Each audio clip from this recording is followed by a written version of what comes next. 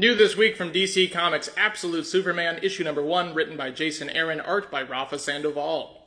Wow, wow, wow, wow, wow, wow. I was not expecting to be this enthralled with the first issue of Absolute Superman.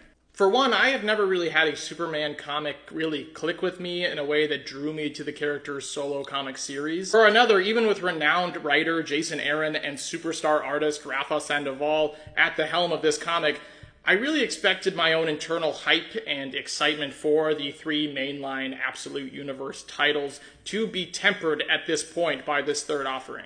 However, I am happy to report that my cynical, emotionally exhausted brain this week found the pages of Absolute Superman to be an absolutely welcome adventure into the world of an all-new take on the world's most popular comic book savior. I think that the allure of Absolute Superman can be contributed to three key factors. First of all, the framing of this first issue feels both epic and burgeoning, with the reader getting an unconscious sense of what this new direction of Superman is going to be like, but not the full picture of the story at hand. This is a structural tool that Jason Aaron specifically has proven to utilize successfully, whether it be the interwoven past and future Thor chapters in his legendary Thor run, or the past and present versions of Namor in his currently ongoing series. Second of all, the intelligent, thoughtful restructuring of the origin story that we all know. I don't want to go into too many spoilers up front here, but generally the task of any writer given the assignment to create new interpretations of DC's most popular legacy characters is most assuredly a daunting one. The idea of recontextualizing a character's origin is difficult because it means tweaking and tampering with some of the most important facets of a character that have allowed fans to connect with them for decades. Which, side note here, isn't it crazy that Superman has almost been around for 100 years? However, not changing enough is also a dangerous choice, because it means that the character is potentially not as bold or as new or as interesting as promised. Yet in Absolute Superman, Jason Aaron artfully adds more complex, nuanced detail to the familiar Superman origin story that we know, without it being an overt, showy affair. Last, but certainly not least, is the character design of Absolute Superman himself. Rafa Sandoval was obviously up for the challenge in this department, as this new iteration of Superman is arguably more eye-catching and certainly more badass than the original. Rafa and other various cover artists have made effective use of these subtle changes in character design in other variant covers for this first issue, specifically highlighting Absolute Superman's flaming gauntlet-like wrists and ankles. What I love most about this seemingly simple yet flashy new addition to Superman is that it wordlessly communicates the function of this new conceptualization of the Man of Steel, who is better attributed as a man of action. Absolute Superman is a well-paced, well-executed addition to this unfolding Absolute Universe at DC Comics, and I can already see it becoming a lauded, iconic take on the character in years to come. It is a story filled with delightful, unexpected twists, as well as powerful, thought-provoking dialogue that makes you want to believe in a world with Superman again. Let's talk more specifically about issue number 1, which means spoilers ahead. Absolute Superman number 1 begins with a retrospective look at life in the heyday of the advanced alien civilization on the planet Krypton.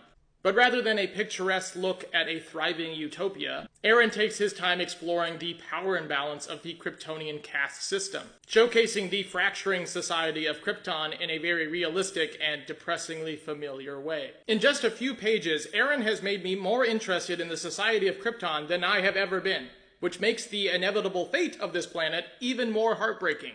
Additionally, Aaron expands the characterization of Laura-El and Jor-El, Superman's parents, penning them as scientists who were ousted from the scientific elite because of their radical views. Moreover, they are forced to wear the insignia of the lower labor class, which is of course the characteristic Superman S, as opposed to the upper class sun symbol.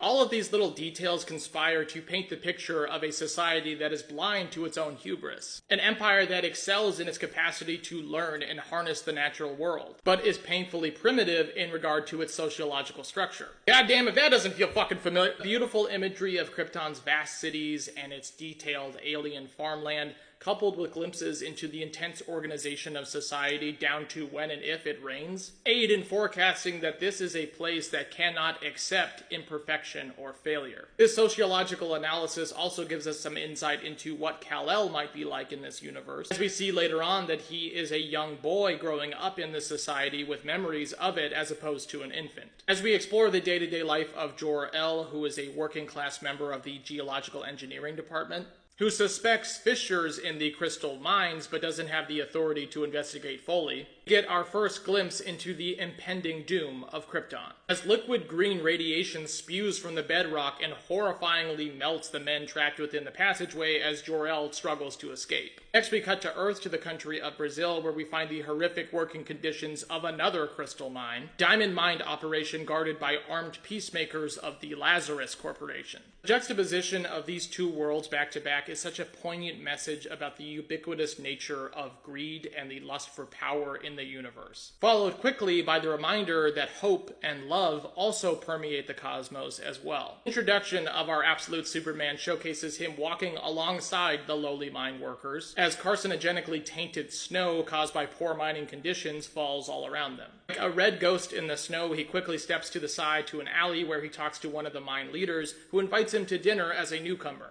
Curiously, this Superman is more content to whisper as he tells the mine leader, Joao, that he has seen the wonders of your world, that he has seen numerous places that are filled with suffering like this, which makes him question what is true, the beauty or the pain. Joao insists that having something to fight for is the truth, and our cynical Superman retorts, and what if you have nothing? Which is a really interesting, different take on the psyche of Superman, this sole survivor from another world. We then shift to the mine where we see peacemakers interrogating workers about the massive collection of diamonds that miraculously appeared overnight, already harvested in the mine carts when all of the workers were supposedly called out. We then cut to the sleeping absolute Superman as we see that he has a solar panel hooked up to the roof of his shack as he literally charges himself with sunlight, as peacemaker soldiers descend all around him. This is where we finally see absolute Superman in action. Even in an admittedly sun-weakened state, he's blocking bullets, sending tanks flying with his fiery, glowing fists. My biggest takeaway from this entire section, besides the starkly different interpersonal characterization of Superman, is the very real representation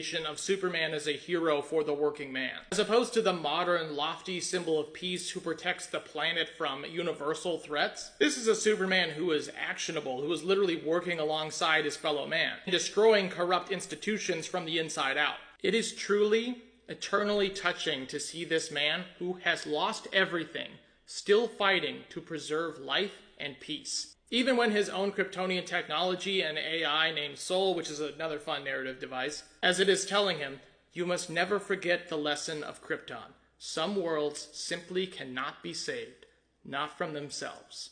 In the final pages of this issue, we see absolute Superman cornered by the Phenomena field team of the Lazarus Corporation, who momentarily incapacitate him with an electrical strike, until absolute Superman inadvertently unleashes a devastating eye blast, destroying the surrounding area. However, as more tanks land and the soldiers advance, Kal-El even admits that maybe this all was a bad idea, before he is surprised by a restraint from an Agent Lane, who mockingly calls him Superman. However, just when you think this issue is over with that exclamation point of an ending, we get a tease at a few plot threads to come. As we survey the ruined, abandoned Kent property in central Kansas owned by the Lazarus Corporation, and glimpse a sinister, green, big-brained figure in the basement of a Nevada governmental facility as he watches the events in Brazil take place. Additionally, we see in the past the aftermath of Jor-El's mining incident, as he returns home to his wife, young son, and dog, and warns Laura-El that they cannot tell anyone yet, but the world they know is ending. There are so many fun and specific details that we get in this first issue of Absolute Superman that make it a distinct and definitive alternate depiction of the beloved DC Comics character, while still retaining the essence of what Superman is and should be. I think that this might be my favorite of the Absolute titles thus far because, like its predecessors, it felt like an epic, expansive tale that is only just beginning, but didn't hold back from delivering concrete, thought-provoking narrative pieces that made this universe feel more relatable.